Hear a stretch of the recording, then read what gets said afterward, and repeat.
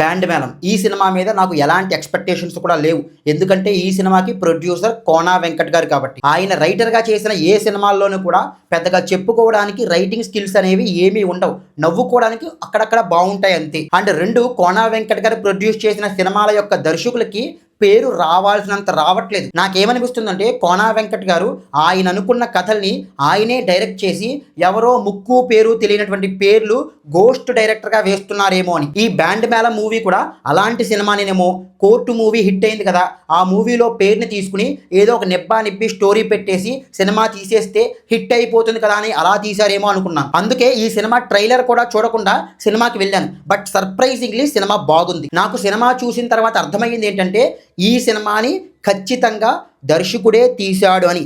Maybe Kona Venkat గారి యొక్క inputs ఎక్కువ ఉండొచ్చేమో, బట్ దర్శకుడే తీశాడు. దర్శకుడు యొక్క ప్రతి టేస్ట్ కూడా మనకి సీన్స్లో కనిపిస్తుంది. సినిమాలోని చాలా సన్నివేశాలకి నేను చాలా బాగా నవ్వుకున్నాను. సినిమాలో హాస్యానికైతే ఎలాంటి లోటు లేదు. బట్ ఈ సినిమానే కాదు, ఏ సినిమా తీసుకున్నా సరే, ఏ దర్శకుడైనా సరే తను అనుకున్న కథలోని ఎమోషన్ని ఆడియన్స్కి అర్థమయ్యేలాగా చూపించాలంటే, లేదా వాళ్ళు ఫీల్ అయ్యేలాగా చూపించాలంటే కామెడీ ఎంతవరకు ఉండాలి అన్నది ఒక పెద్ద క్వశ్చన్ మార్క్. ఈ సినిమాలో కామెడీ పోర్షన్స్ బాగా ఎక్కువైపోవడం వల్ల ఏదైతే కోర్ ఎమోషన్ ఉందో అది తగ్గిపోయిందేమో అన్నది నా అభిప్రాయం. ఈ సినిమాకి అతిపెద్ద ప్లస్ పాయింట్ ఏమిటి అంటే డైరెక్టర్ సతీష్ జవ్వాజీ. అతను ప్రతిభావంతమైనటువంటి డైరెక్టర్. ఆయన తన టాలెంట్తో ఇటు కామెడీని అటు ఎమోషన్ని కూడా బ్యాలెన్స్ చేసుకుంటూ సీన్స్ని పండించగలిగాడు. బట్ ఎంత ప్రతిభావంతమైనటువంటి డైరెక్టర్ అయినప్పటికీ కూడా కొన్ని డిసిషన్స్ని క్లారిటీతో కన్విక్షన్తో డైరెక్టర్ తీసుకోవాలి. కానీ ఈ సినిమా విషయంలో డైరెక్టరు ఒక కన్విక్షన్తో డిసిషన్స్ క్లారిటీగా తీసుకోలేదు అన్నది నాకు అర్థమయ్యింది. సినిమాలోని సీరియస్ సిచ్యువేషన్స్లో కూడా కామెడీని ఎక్కువగా పండించే ప్రయత్నం చేశారు. ఇది కోనా వెంకట్ గారు బలవంతంగా డైరెక్టర్ మీద ఇంప్లిమెంట్ చేశారా, లేకపోతే డైరెక్టరే ఇలా కథ రాసుకున్నాడో తెలియదు, కానీ ఇది చాలా పెద్ద మైనస్ అయిపోయింది. ఆడియన్స్ ఎప్పుడూ కూడా ఎట్ ఏ టైం రెండు ఎమోషన్స్ని ఒకేసారి ఫీల్ అవ్వలేరు, తీసుకోలేరు.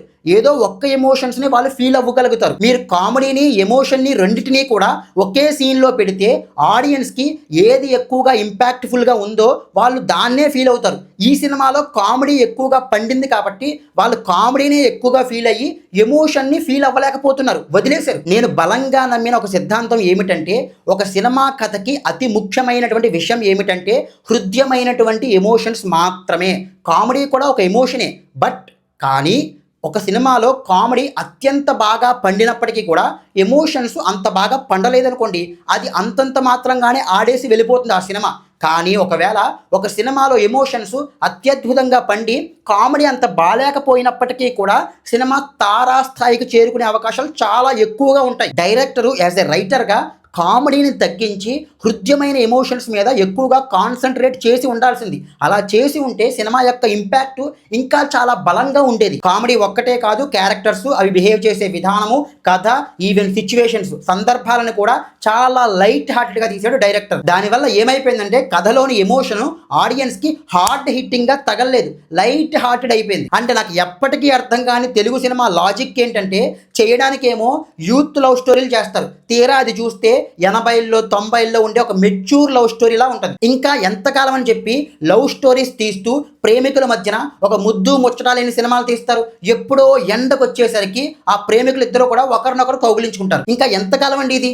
మీరు 2026లో కానీ డైరెక్టర్ అవ్వాలనుకుంటే దయచేసి శుభం కార్డు పడేటప్పుడు సక్సెస్ అయ్యే లవ్ స్టోరీస్ని ఇప్పుడు రాసుకోవద్దు. మళ్ళీ చెప్తున్నాను, ఈ జనరేషన్లో మీరు డైరెక్టర్గా సక్సెస్ అవ్వాలంటే ఈ జనరేషన్లోని కథల్ని ఈ జనరేషన్కి నచ్చేలాగా తీయండి, అది లవ్ స్టోరీ అయితే కనుక. అంతేగాని సినిమాల్ని పాత చింతకాయ పచ్చడిలాగా తీస్తే అవి వర్క్ అవ్వవు. ఒకవేళ వర్క్ అయినా సరే మార్జినల్ సక్సెస్సే తప్ప పాత్ బ్రేకింగ్ మూవీస్ అయితే మాత్రం ఎట్టి పరిస్థితుల్లోనూ అవ్వవు. ఇలాంటి ఒక పాత కాలపు కథని తీసుకుని దాంట్లో ఎమోషన్ని బాగా తగ్గించేసి ఒక ముద్దు ముచ్చట లేకుండా ఒక లవ్ స్టోరీ తీసినప్పటికీ కూడా ఈ సినిమా మరీ అంత బ్యాడ్గా ఏమీ ఉండదు, బాగుంటుంది. దానికి ఏకైక కారణం దర్శకుడు. డైరెక్టర్కి టాలెంట్ ఒక్కటే కాదు, కామన్ సెన్స్ కూడా చాలా బాగానే ఉంది. మనకి సాధారణంగా సినిమాల్లో ఫ్రెండ్ గ్రూప్ అంటే మ్యాక్సిమం అందరూ అబ్బాయిలే ఉంటారు, మ్యాక్సిమం కాదు అబ్బాయిలు మాత్రమే ఉంటారు. అలాంటిది ఈ సినిమాలో డైరెక్టర్ కొత్తగా ఫ్రెండ్ గ్రూప్లో ఒక అమ్మాయిని కూడా పెట్టాడు.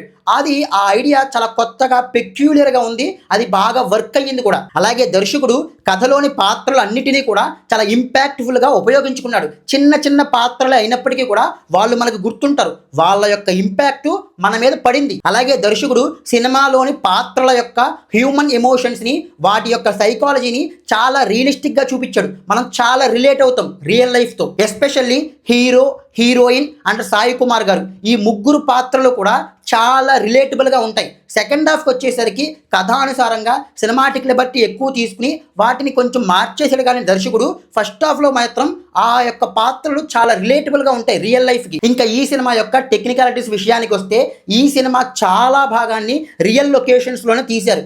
ఏ సినిమానైనా సరే రియల్ లొకేషన్స్లో ఎక్కువగా సినిమా తీస్తే ఆ సినిమా యొక్క సినిమాటోగ్రఫర్కి అది ఒక వరం లాంటిది. ఎందుకంటే విజువల్స్ చాలా అద్భుతంగా వస్తాయి. కానీ సర్ప్రైజింగ్లీ ఈ సినిమా యొక్క విజువల్స్ అంతంత మాత్రంగానే ఉన్నాయి. అది ఖచ్చితంగా ఒక డౌన్ గ్రేడే. అండ్ విజయ్ బుల్గానిన్ గారు ఇచ్చినటువంటి మ్యూజిక్ అంత బాగోలేదు. ఈ సినిమా యొక్క కోర్ థీమే మ్యూజిక్ని ఆధారంగా చేసుకుని నడుస్తుంది. అలాంటిది సినిమాలో మ్యూజిక్ అస్సలు ఇంపాక్ట్ఫుల్గా లేదు. అండ్ క్లైమాక్స్లో వచ్చే బ్యాక్గ్రౌండ్ స్కోరు ఓవర్గా సీన్స్ని అండర్ రేట్ చేస్తుంది.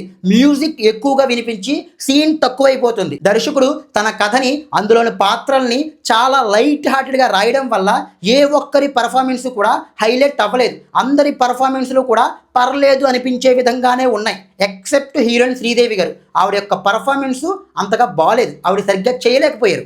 బట్ హీరో రోషన్కి మాత్రం చాలా మంచి ఫ్యూచర్ ఉంది. అతను డ్యాన్స్ చాలా బాగా చేస్తున్నాడు అండ్ పర్ఫార్మెన్స్ కూడా బాగా చేయగలుగుతున్నాడు. ఇంకా నేను చివరగా చెప్పే విషయం ఏమిటంటే, మీరు ఒక దర్శకుడిగా ప్రేమ, అవమానము, కసి, సక్సెస్ వీటిని ఆధారంగా చేసుకుని ఒక లవ్ స్టోరీ కథ కానీ రాసుకుంటే కనుక వీలైనంత వరకు కూడా ఎమోషనల్గానే రాసుకోండి తప్ప కామెడీ బేస్గా కథల్ని రాసుకోవద్దు. అలా రాసుకుంటే మీ సినిమా ఒక కామెడీ సినిమాగానే మిగిలిపోతుంది. తద్వారా ఒక దర్శకుడిగా మీకు రావాల్సినంత గుర్తింపు రాదు.